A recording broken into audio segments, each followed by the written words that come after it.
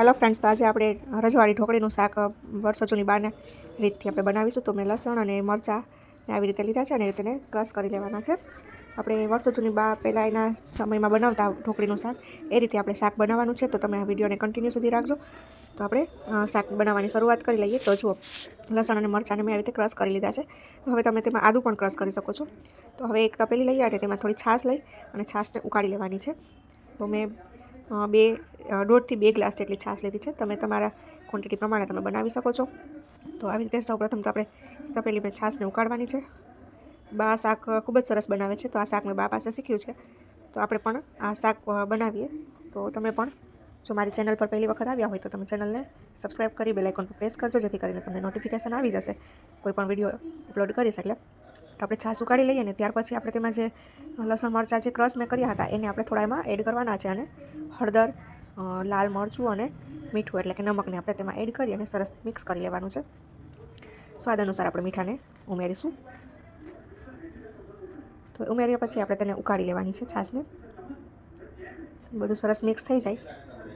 જો આવી રીતે તેને 2 થી 3 મિનિટ માટે મિક્સ કરી લેવાની છે ઉકાળીને. સરસથી એકદમ મસાલો તેમાં મિક્સ થઈ ગયો છે છાશમાં. તો આવી રીતે ઉકાળી લેવાનું છે.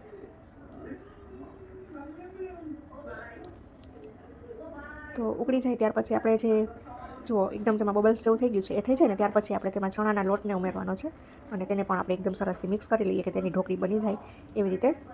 તો આવી રીતે ચણાનો લોટ ઉમેરતું જવાનું છે અને વેલણની મદદથી આપણે તેમાં ફેરવતું રહેવાનું છે, જેથી કરીને લોટ બેસે નહીં. તો આવી રીતે તેમાં આપણે ઢોકળી બનાવવાની છે. તો આપણે આ શાક છે એ રજવાડી ઢોકળીનું શાક બનાવી રહ્યા છીએ. તો જુઓ આવી રીતે એકદમ તેને મિક્સ કરતું રહેશે, જેથી કરીને તેમાં ચણાનો લોટ નીચે ન બેસી જાય એવી રીતે કરવાનો છે. અને 2 થી 3 મિનિટ આપણે તેને ઢાંકી અને રાખી દઈશું. 2 થી 3 મિનિટ ઢાંકીને રાખ્યા બાદ પછી આપણે એક તેલનો વઘાર. તો આવી રીતે સરસ લોટ મિક્સ કરી લઈએ અને તેને 2 થી 3 મિનિટ માટે ઢાંકીને રાખી દઈએ, જેથી કરીને બફાઈ જાય. તો આવી રીતે 2 મિનિટ ઢાંકી અને રાખી દઈશું. તો હવે ઢાંકીને રાખી દઈએ. ત્યાર પછી આપણે હવે શાકનો વઘારની તૈયારી કરી લઈએ. તો વઘાર કરવા માટે મેં એક કઢાઈ લીધી છે અને તેમાં મેં થોડું તેલ લીધું છે. હવે તેલમાં હું રાઈ અને જીરું અને મેથીના દાણા છે એને વઘાર કરીશ. તો મેં એ વઘાર કર્યો છે. આપણે તેનો વઘાર કરી લઈએ. ત્યાં સુધીમાં જે આપણે ઢોકળી બફવા મૂકી છે, જે તપેલીમાં ઢાંકીને રાખી છે, એ પણ બની જશે.